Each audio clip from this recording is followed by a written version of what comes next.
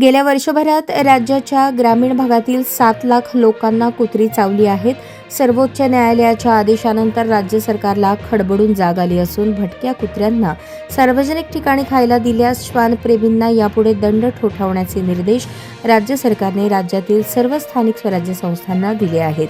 सर्वोच्च न्यायालयाच्या आदेशानुसार राज्याच्या नगरविकास विभागाने महापालिकांना कुत्र्यांच्या संख्येवर लक्ष ठेवण्याचे आदेश परिपत्रकाद्वारे महापालिकांना दिले आहेत. राज्य शासनाच्या सर्व सूचनांचे सर्व महानगरपालिका, सर्व नगरपरिषदा, सर्व नगरपंचायतींनी पालन करावे. या आदेशांचे पालन न झाल्यास संबंधित अधिकाऱ्यांना वैयक्तिकरित्या जबाबदार धरण्यात येणार आहे.